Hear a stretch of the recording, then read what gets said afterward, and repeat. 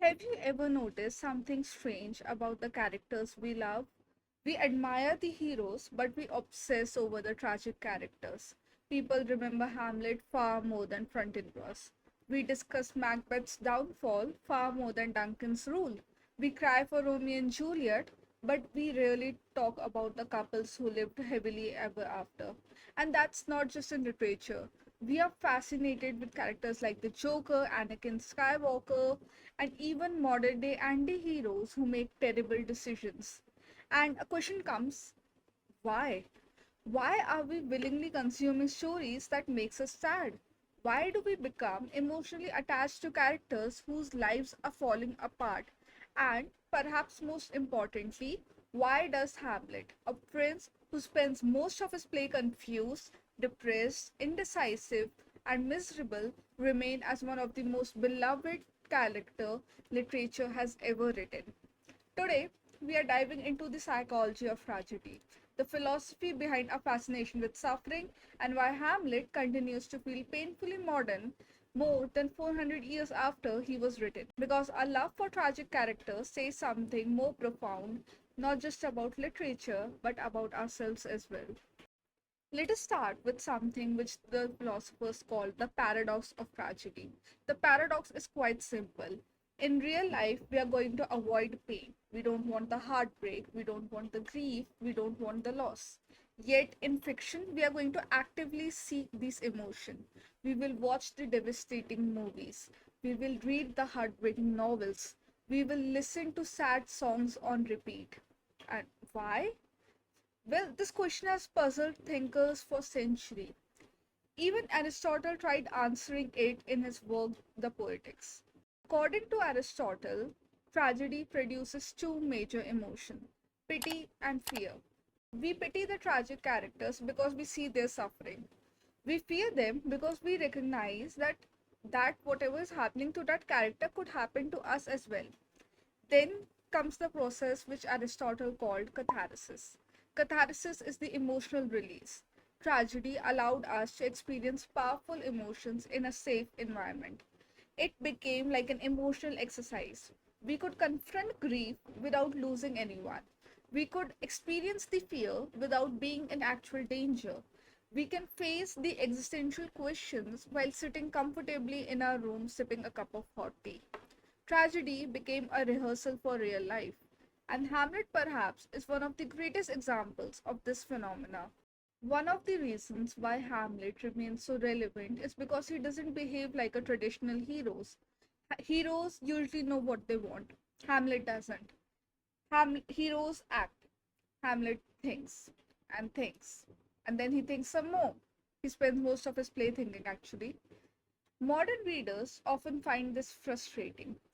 Most of us go, just avenge your father already. The ghost is begging you at this point. But Shakespeare understood something important. Humans are really decisive. Most of us will spend majority of our time thinking rather than acting. We keep on second guessing ourselves.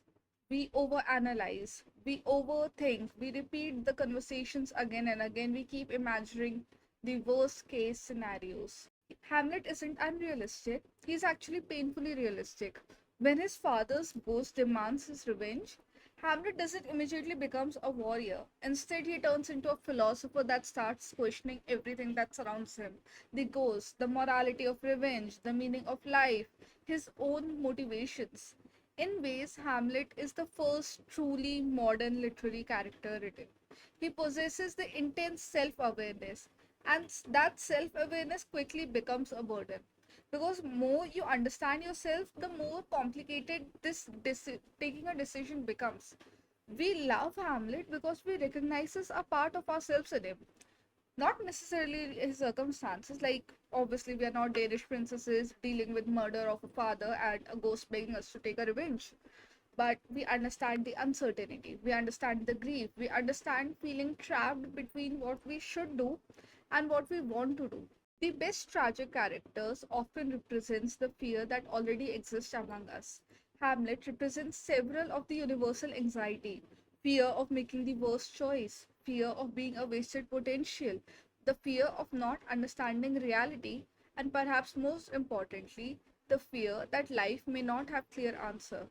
Think about Hamlet's the most famous to be or not to be soliloquy. People often treat this speech up like it's about suicide, but it's much bigger than that.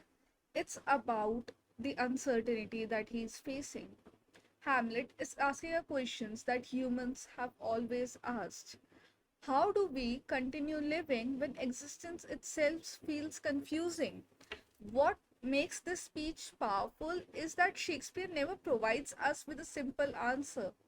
The uncertainty continues after the speech, and that is exactly why it has survived centuries later, because the uncertainty has remained. Technology changed, politics changed, fashion changed, and people itself changed. But a constant was the human anxieties.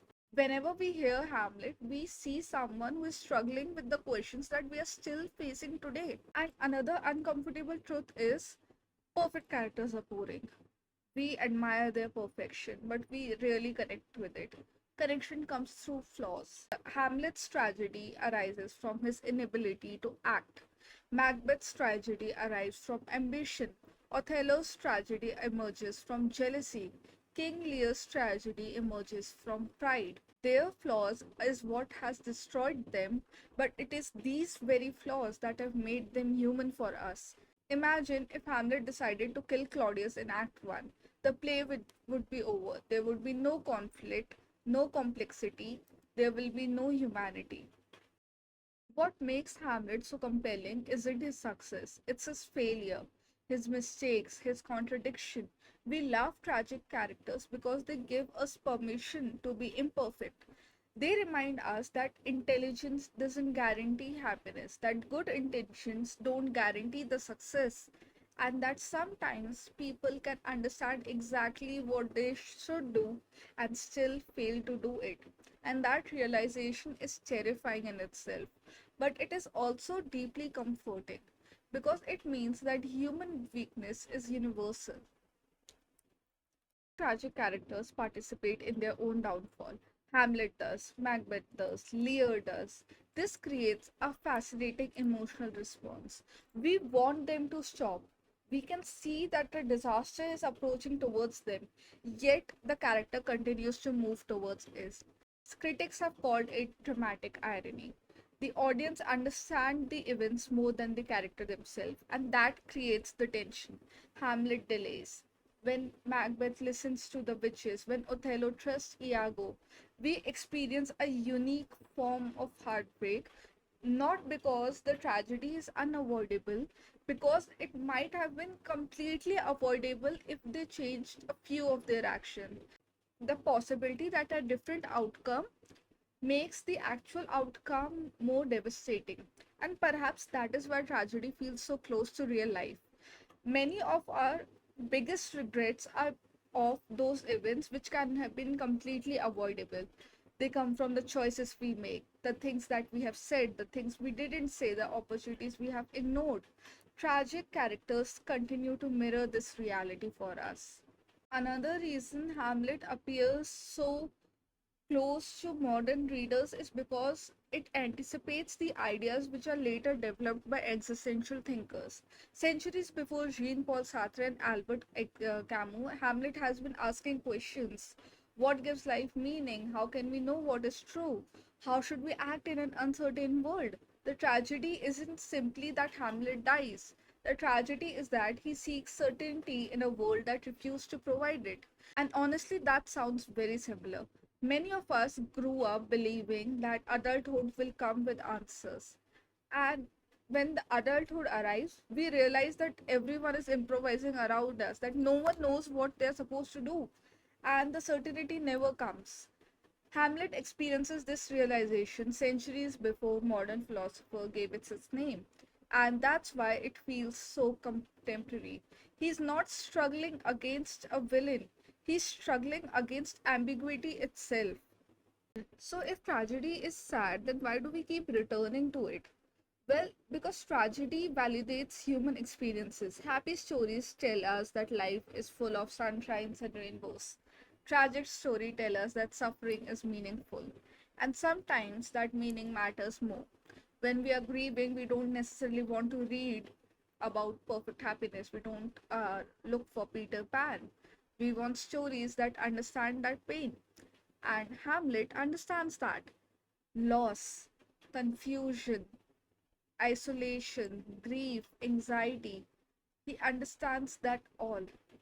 The play never tries to erase these experiences. The play acknowledges them, and in doing so, it makes the audience feel less alone. And this is the biggest power literature has. It cannot solve our suffering, but it can give a suffering a language. So, trying to conclude, why do we love tragic characters? I think it would be because they reveal the truth that successful characters cannot. They show us what happens when human beings collide with fate, uncertainty, weakness, and loss. They remind us that intelligence cannot eliminate the suffering, that morality doesn't guarantee the victory, and that life really will follow a neat narrative. And yet, despite everything, we continue. And that is the strange beauty of tragedy. Hamlet loses everything: his family, his friends, his future, his life, his love. But the story survives.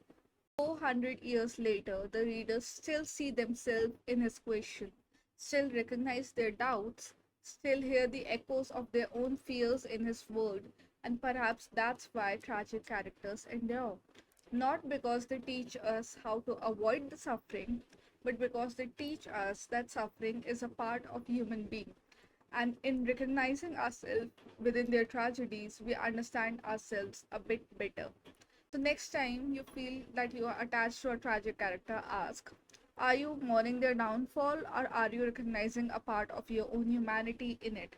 And maybe that's why Hamlet still matters. Not because he's a prince, not because he's a hero, but because behind all this philosophy and the poetry, he's simply human. And sometimes that's the most tragic thing of it all. And that's all I have for today. Thank you so much for watching Novel Nooks. And if you think that I have missed anything, or if you would like to add anything to the conversation, let me know in the comments down below. And I will see you in the next one. Bye.